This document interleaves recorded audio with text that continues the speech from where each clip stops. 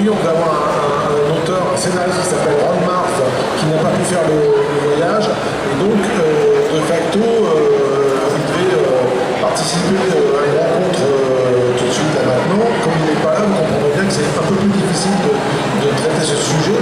Au pied de donc on a décidé de remplacer ça par une conférence sur le scénariste actuel de Batman.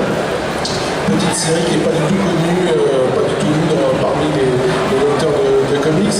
Et Tom King, donc il n'a aucun lien de parenté avec Stephen King, qui est sans doute un des scénaristes phares des comics en ce moment, qui travaille énormément donc, sur Batman, et pas seulement sur Batman, sur un certain nombre de séries. Et on va voir ensemble comment cet auteur a progressé au fil d'une carrière éclair, parce qu'il y a encore 6 ans, ce monsieur n'écrivait pas de comics. Donc on va voir comment en 6 ans, quelqu'un peut passer du stade de débutant à celui de scénariste star de la bande dessinée américaine, avec des invariantes, avec des thèmes qui reviennent régulièrement par rapport à sa carrière. Donc Tom King qui fête ses 40 ans cette année, puisqu'il est né en 78, donc on peut faire le calcul mental. Et on verra ensemble que ce monsieur revendique comme modèle une sorte de fascination, un visionnage d'enfance de Indiana Jones. C'est-à-dire qu'il définit Indiana Jones comme étant pour lui le modèle de ce qu'un héros est, encore plus un super-héros. C'est-à-dire qu'à chaque fois qu'on croit que Indiana Jones va mourir en passant dans un gouffre, en étant à deux doigts de se faire écraser par un rocher ou quelque chose comme ça, on est convaincu que ça y est, cette fois-ci c'est bon, et non, lui il s'en tire avec une pirouette et il arrive à retrouver le moyen d'en rire. Donc dans différentes interviews, Tom King explique que c'est quelque chose qui lui a démontré que le vrai héros, le grand héros, c'est le type qui est au fond du trou et qui trouve le moyen de rebondir à partir de ce trou. Donc on pourrait penser que c'est optimiste, et ça l'est, mais en même temps ça va lui donner une mentalité, une logique, qui est de dire que finalement, un bon héros, un vrai héros, on doit vraiment l'offenser, et vous allez voir qu'il ne va pas très tendre avec ses propres personnages. Tom King commence une première tentative d'entrer dans les comics dans les années 90, où il est à l'époque tout jeune stagiaire. Il fait des stages chez DC Comics et Marvel Comics, qui sont les deux principaux éditeurs de bande dessinée américaine. Et pendant cette période, pendant qu'il est stagiaire, il se retrouve donc un temps assistant de Chris Claremont. Alors Chris Claremont, pour ceux qui ne connaissent pas, c'est un type qui a écrit pendant 18 ans, 17 ans je crois, les X-Men. Alors là aussi c'est une petite série qui n'a pas du tout marché. Claremont, donc c'est un modèle, c'est une référence, et lui a travaillé un petit peu pendant quelques temps en tant qu'assistant de cet auteur-là. Et surtout, il va disparaître des radars des comics pendant plusieurs années, parce que il change complètement de carrière.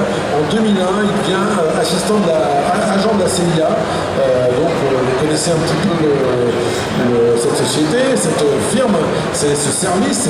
C'est pas un éditeur de comics pour le coup. La CIA, on est bien d'accord, ce sont les forces du renseignement américain. Et pourquoi il rentre dans la CIA en 2001 ? Tout simplement parce qu'au lendemain des attentats de septembre 2001, ce type-là, il a un énorme patriotisme et décide par idéalisme politique, patriotique, il décide de s'engager, non pas dans l'armée, mais s'engager personnellement dans la lutte contre le terrorisme. Et il rentre à partir de là dans les services de la CIA. Il va être un consultant envoyé par exemple en Irak, sur les théâtres de guerre, pour des missions dont lui-même dit aujourd'hui qu'il ne peut pas forcément tout dire non plus, parce qu'elles sont toujours couvertes par un certain secret de défense, en sachant qu'en 2008, finalement, il va petit à petit sortir de cette activité-là, parce qu'il va s'être rendu compte que entre les notions d'héroïsme qu'on peut avoir, l'envie de servir son pays, et puis ce qui se passe en fin de compte dans les coulisses, c'est pas toujours très joyeux, et on va le comprendre ensemble en voyant un peu ce qu'il a écrit par la suite. C'est-à-dire qu'en gros, il va arrêter parce qu'il a une sorte de burn-out, à supposer que les agents du contre-espionnage puissent avoir cette sensation-là, et il va comprendre des années plus tard, au fur et à mesure qu'il va sortir de cette vie-là, que ce qu'il ressent, c'est ce qu'on appelle des expériences post-traumatique, c'est-à-dire que ce gars-là se traîne des séquelles et il va comprendre assez rapidement que finalement il est parti un peu la fleur au fusil pour être lui-même un héros et qu'il s'est un peu fané ou gâché les idéaux au contact de ces activités-là. Son retour vers le monde des comics commence par un roman qui s'appelle, alors son traduit c'est un ciel autrefois peuplé. C'est un roman qui raconte un univers de super-héros où tous les personnages étaient des super-héros mais ont dû sacrifier leur super-pouvoir pour neutraliser une sorte de super-vilain gigantesque. Et donc le seul moyen de gagner cette guerre-là, c'était de neutraliser leur super-pouvoir. Donc ils sont tous redevenus normaux. Ils sont tous d'anciens super-héros, mais un jour, les méchants reviennent. Ils n'ont plus de pouvoir, donc comment faire? Et ben, il reste ce qu'on appelle un sidekick. Donc, le sidekick, c'est l'assistant du super-héros, c'est Robin par rapport à Batman. Il reste un sidekick qui, lui, lors du dernier combat, où tout le monde a sacrifié ses pouvoirs, il n'a pas voulu y aller. Il a eu des fois, il a refusé de sacrifier ses pouvoirs, donc c'est un peu un traître. Mais par définition, c'est le seul type au monde à qui il reste des super pouvoirs, donc c'est à lui qu'ils sont obligés d'aller demander de l'aide. Et alors il y a un truc biblique qu'on retrouve un petit peu dans les écrits de Tolkien, et que si vous regardez bien, cet assistant qui finalement a refusé un petit peu la voie qui était tracée, qui a renoncé, qui a failli, il y a un truc un peu, c'est un peu l'apôtre qui a renoncé devant la religion. Finalement, bien entendu, il s'agit de sauver le monde, donc le gars va servir, mais il y a cette dualité assez particulière, c'est un héros déchu. Et même si c'est un roman, il y a dans l'édition des fausses pages de BD qui nous présentent des personnages, et vous pouvez voir que c'est vraiment taillé pour l'univers des comics. Alors, je crois que ce roman-là, il est inédit en France pour l'instant. Je pense qu'il va bien finir par traverser l'Atlantique. Il est clair qu'en lisant ce roman-là, les éditeurs de comics se disent c'est un gars qui parle un peu d'autre langue, qui fait des choses intéressantes, et on va lui proposer une petite bout d'essai, en particulier une histoire courte de 8 pages qui s'appelle, dans un titre qui s'appelle Warp, et à partir de ce moment-là, il a le pied remis à l'étrier pour faire à nouveau des comics, et là, donc les choses se préparent à partir de 2012-2013 pour son retour de plein pied dans l'industrie des comics. En 2014, par exemple, il se trouve que Robin, enfin l'ex-Robin, l'ex-Nightwing, Dick Grayson, qui est le premier assistant de Batman, a traversé une histoire dans laquelle il est laissé pour mort. Il est considéré comme disparu un petit peu pendant la bataille. Et en fait, il y a même un épisode qui annonce la mort de Dick Grayson. Mais en fait, il s'agit d'une histoire pour expliquer que Grayson, étant considéré comme mort, peut devenir agent secret. Et donc, on utilise souvent le mot undercover, donc il peut être secrètement un enquêteur placé par Batman dans un service secret ennemi. Et clairement, même si cette série n'est pas écrite seulement par Tom King, elle est aussi écrite par un autre auteur, il écrit à 4 mains, lui un peu le consultant technique de cette série, parce que ça ressemble à des choses qu'il a lui-même vécues quand il était dans la CIA. Donc il va commencer son activité régulière dans les comics comme étant un peu la caution, le consultant d'un comic book qui est assez vite reconnu et célébré dans les comics. Le premier travail solo majeur de Tom King l'entraîne sur une série qui s'appelle Omega Men. Alors Omega Men, on pourrait définir pour aller vite que c'est un petit peu les Gardiens de la Galaxie version DC Comics. Ce sont des héros dans l'espace avec des aventures intersidérales. Et lui va décider d'en faire un truc assez particulier. D'abord, les personnages sont des rebelles qui fuient un empire dans lequel ils sont retournés. Donc il y a des choses un petit peu on va dire qui font écho à des choses là aussi qu'il a connues dans la réalité, si on gratte un peu le vernis. Quand on sait que ce type-là est resté des années en poste ou en mission à Bagdad, à ce point, on se met à nous raconter l'histoire de rebelles qui résistent à un empire et forcément, il y a un écho. Ce premier gros projet de Tom King aussi permet de distinguer un effort de narration, enfin une espèce de redit de narration qui va multiplier dans tous les projets à venir. C'est-à-dire que Tom King est un fanatique de Watchmen, une série très connue des amateurs de comics et qui fait encore date aujourd'hui, c'est des années 80. Là, c'est l'image que vous pouvez voir je comprends toujours. L'image que vous pouvez voir entièrement de ce côté-là, c'est une case de Watchmen qui est connue chez eux, les amateurs de bande dessinée américaine, parce que ce qu'on appelle le gaufrier dans la franco-belge, c'est pas du tout répandu. C'est pas vraiment un cadre qui est systématique chez les Américains. Et dans Watchmen, c'est une disposition qu'on trouvait assez souvent, ça, le cadre comme ça, une espèce de fenêtre à 8 vitres, à 9 vitres. C'est quelque chose qui est assez caractéristique de Watchmen. Et Tom King, dans son écriture, va se mettre à écrire ses scripts comme ça. C'est-à-dire que même si au demeurant Omega Man, c'est une histoire intersidérale qui n'a pas grand-chose à voir avec les super-héros de Watchmen, on va retrouver ce cadre de 9 cases. On va retrouver aussi des éléments de langage. C'est-à-dire que dans Watchmen, vous avez des gens qui annoncent la fin du monde qui est imminente, avec des panneaux, vous savez, la fin du monde est proche. Et le dernier volume, la dernière histoire de Omega Man s'appelle La fin est là. Watchmen se plaît à évoquer des citations classiques ou des choses comme ça. Et bien à la fin du dernier épisode de Omega Man, vous avez là aussi une citation du même ordre sur la 9e case. Même si c'est une histoire très différente, on a donc dans Omega Man une combinaison des deux ADN qui font un peu Tom King scénaristiquement. C'est-à-dire qu'on est toujours dans la parabole de ces histoires d'infiltration, de rebelles, de postes militaires, de choses comme ça. Et on est en même temps dans cette admiration pour Watchmen qui était une déconstruction du super-héros. Et on peut dire que en utilisant Watchmen comme repère, Tom King continue non seulement de construire le super-héros, mais il continue aussi de raconter sa propre déconstruction en tant que héros pendant qu'il a travaillé pour la CIA.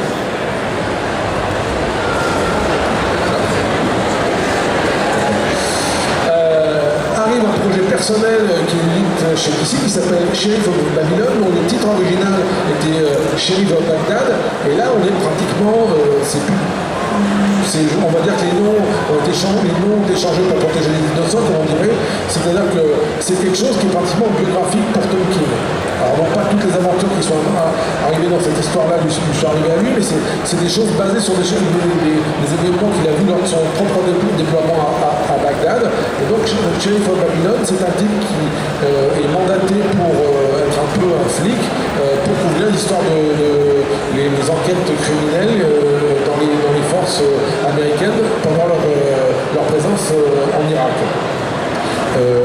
Il travaille sur cette série-là avec un dessinateur qui va réutiliser plus tard, qui s'appelle Mitch Gérard. Et donc vous pouvez voir le style dans la case centrale. Et bien entendu, à partir de ce que je vous ai dit tout à l'heure, à partir du moment où c'est une histoire personnelle pour lui, Tom King ne manque pas de réutiliser la fameuse grille à 9 cases, empruntée à Watchmen, et qu'on trouve à nouveau ici sur cette page. Et puis les auteurs de comics souvent font jouer la concurrence pour progresser dans leur carrière, c'est-à-dire que tout ce que je vous ai montré jusqu'ici était en dehors du livre. Tout ce qui est publié comme comics était jusqu'ici publié chez DC Comics, donc les auteurs de Superman et Batman. Et en 2015, King traverse la rue, comme on disent des gens célèbres en ce moment. King traverse la rue, va taper à la porte de Marvel et propose une idée de série pour un personnage qui est assez connu mais qui a assez peu souvent ses aventures en solo. La Vision, l'androïde qu'on peut trouver dans les rangs des Avengers, qui a été aussi transposé au cinéma. Et arrive une histoire de solo de la Vision en 12 épisodes qui est assez particulière parce que Tom King se demande ce que fait la Vision de son temps libre. Et comme il est incapable d'être humain, c'est un androïde, un être artificiel, l'idée c'est de dire et ben donc, il veut être humain, encore plus qu'on le pensait. Souvent, c'est un personnage qui fonctionnait un petit peu comme Monsieur Spock, qui regarde les humains avec une petite dose d'émotion. Et là, la série de Tom King commence avec Vision qui est un androïde, s'est dit, finalement, si je veux être comme les humains, j'en ai qu'à avoir une famille. Donc, il s'est construit une famille d'androïdes.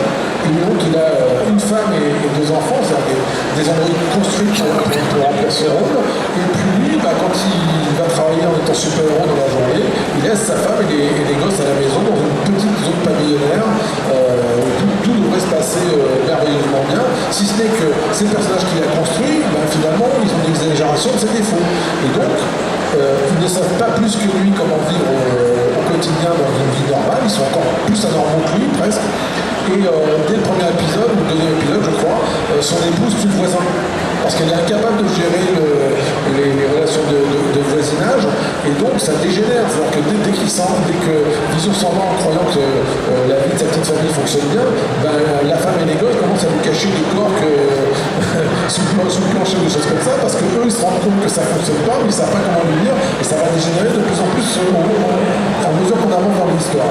Ce que Tom King nous raconte, en fait, c'est l'incapacité du héros de vivre une vie normale, l'incapacité du héros de rentrer à la maison. Et ce qu'il nous raconte avec des vernis de super-héros, c'est ce qu'il a éprouvé lui-même en revenant de ses activités à la CIA. C'est-à-dire qu'à un moment, je le disais tout à l'heure, une fois revenu, il se rend compte qu'il souffre de ce qu'on appelle le stress post-traumatique, et que donc il est lui-même frappé par cette incapacité à être tranquille à la maison, à être au quotidien. Et on va se rendre compte assez globalement que souvent, chez Tom King, la menace, c'est une vie normale. C'est-à-dire que les super-héros ne sont pas équipés pour vivre une vie normale, et quand bien même ils essaieraient, ça leur revient à la figure parce que le foyer, la maison, l'ordinaire, le quotidien, c'est une menace pour eux. C'est un peu comme si on prenait un poisson qu'on mettait hors de l'eau. Batman en 2016 commence comme une histoire de super-héros au premier degré. D'abord, c'est pratiquement juste Batman, j'imagine. Et Batman commence avec un dessinateur qui s'appelle David Finch, qui est très connu, très célèbre. Et quand on confie le renouveau de la série Batman à Tom King, on va dire que le nom du scénariste est presque éclipsé par le dessinateur des premiers épisodes. Et puis vous pouvez voir que c'est un Batman massif, finalement très classique des super-héros, mais l'histoire elle est un peu différente et elle semble prendre une tournure autre au début, c'est-à-dire que dès le premier épisode, Batman se rend compte que dans sa ville, il y a deux nouveaux héros qui s'appellent respectivement Gotham et Gotham Girl, qui ont un peu les mêmes pouvoirs que Superman, donc ils sont plus forts que lui. Et on peut se dire que le thème de l'histoire, au demeurant, c'est de dire est-ce que Batman a sa place si d'un seul coup deux personnages plus forts que lui se mettent à protéger Gotham. Ça, c'est l'apparence. Et en fait, au bout de quelques épisodes, on va se rendre compte que c'est pas ça l'histoire. L'histoire, c'est que ces deux personnages surpuissants ont tout sacrifié pour devenir des super-héros. Ils ont pris des espèces une sorte de super dopage, si vous voulez, ils ont subi un traitement, mais qui a pour effet secondaire de les rendre complètement fous. Et donc ces gens qui sont pleins de bonnes intentions vont complètement partir dans le mur. Et là aussi, on a cette mise en échec du héros. C'est-à-dire que le héros, avec les meilleures intentions possibles, peut se rendre compte d'un seul coup qu'il n'est pas sur le bon chemin et qu'il est en train de livrer la mauvaise guerre. Donc Gotham, le héros masculin, va assez rapidement disparaître, tandis que Gotham Girl, qui est devenue folle, va être conservée sous l'aile de Batman, qui va essayer de la ramener un peu dans le droit chemin, tout en se sentant un petit peu responsable de ne pas avoir su les protéger. Alors, je vous parlais tout à l'heure de la menace des relations normales pour le héros dans l'œuvre de Tom King. On retrouve ça aussi, d'abord sous un registre sympathique parce que les relations entre Batman et Catwoman se réchauffent dans le bon sens du terme pendant que Tom King écrit la série. Il y a une demande au mariage et donc ça devrait paraître d'ici quelques temps en France et vous verrez ce qu'il en est du mariage. Mais globalement, on va être dans cette idée que rien n'est normal et que la vie normale est refusée au héros. Ou à l'héroïne. Et vous pouvez voir que même sur Batman, qui est un personnage attenant à un univers partagé, même sur Batman, Tom King continue de demander à ses dessinateurs de respecter assez régulièrement, beaucoup plus régulièrement que les autres scénaristes, la grille de 9 cases dont je vous ai parlé tout à l'heure, la fameuse grille de Watchmen. Voilà, il y a un peu... Bon, il y avait deux autres pages de Batman que je voulais vous montrer qui respectent aussi la grille de Watchmen, à plus forte raison sur un projet qui s'appelle The Button, qui a été traduit en français sous le nom de Badge, et où là, carrément, Parallèlement, ce sont les personnages de DC qui commencent à partir sur la piste des personnages de Watchmen. Tom King n'est pas à l'origine de cette idée-là, c'est une sorte d'exercice imposé qu'on lui demande de rappeler dans cette saga. Et là-dedans, dans ces épisodes-là, le coup de la grille de 9 cases, elle est pratiquement toutes les 2 pages. Une autre histoire qui va marquer beaucoup les lecteurs de comics et les lecteurs de Tolkien, c'est la relance d'un vieux héros qui s'appelle Mister Miracle, comme vous avez marqué sur l'image, créé par Jack Kirby dans les années 70. Mister Miracle est le fils de Dieu cosmique, mais qui a préféré s'évader et venir sur Terre pour devenir un artiste de cirque. Tout en étant artiste de cirque, classiquement, dans les séries de Jack Kirby, il reste quand même une sorte de super-héros cosmique et des choses comme ça. Dans le premier épisode de Mister Miracle de Tom King, c'est pas du tout le même truc, c'est le même personnage, mais qui n'est pas du tout dans le même état d'esprit, parce que la première double page nous révèle Mister Miracle dans sa salle de bain, où il vient de tenter de se suicider. C'est-à-dire qu'il est incapable de supporter sa vie, et il limite, en fait, tout en étant un maître de l'évasion, la chose à laquelle il essaie d'évader, c'est lui.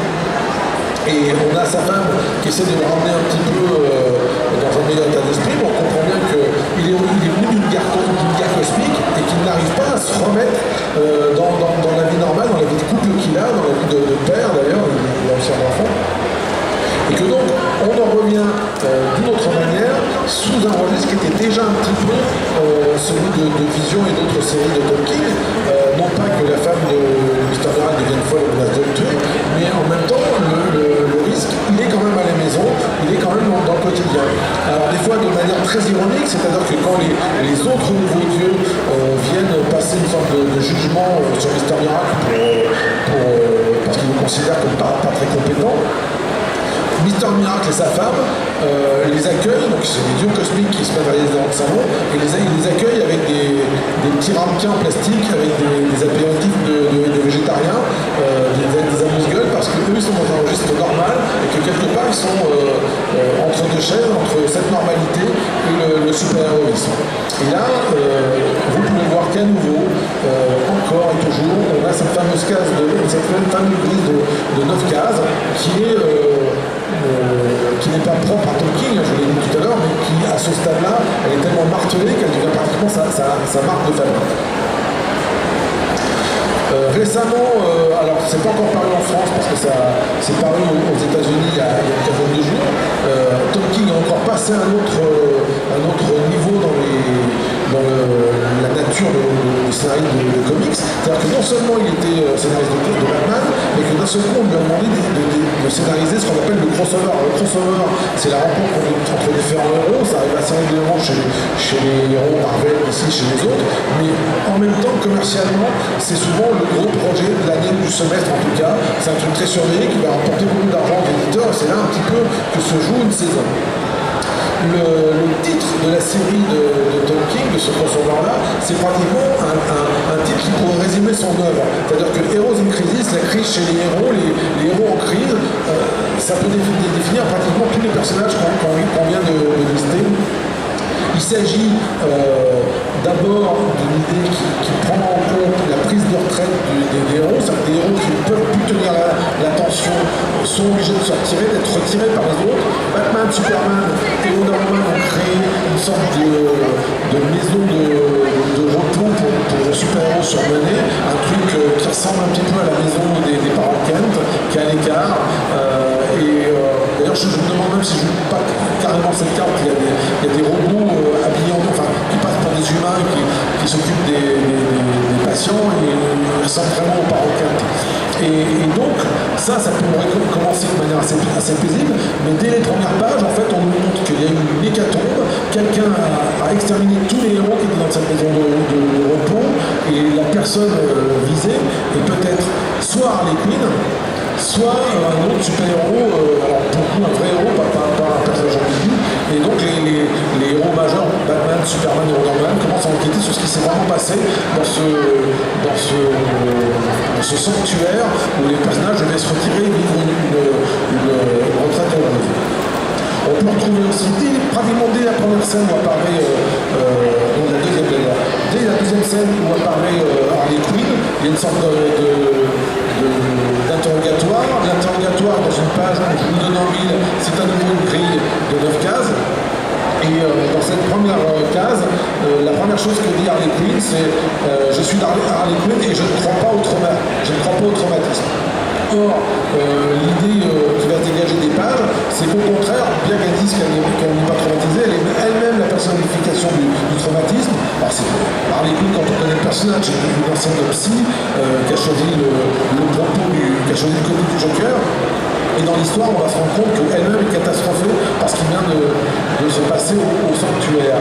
Donc, de projet en projet, non seulement Tom King répète sa grille de lecture, c'est sa grille d'expression des 9 cases, mais il répète sa grille de lecture dans le sujet, dans le thème, dans l'angle, qui veut dire que le héros, finalement, s'est traumatisé. Et c'est une manière aussi de revenir aux origines, de dire que fondamentalement, depuis qu'il est Batman, Bruce Wayne ne fait que semer le traumatisme de la mort de ses parents.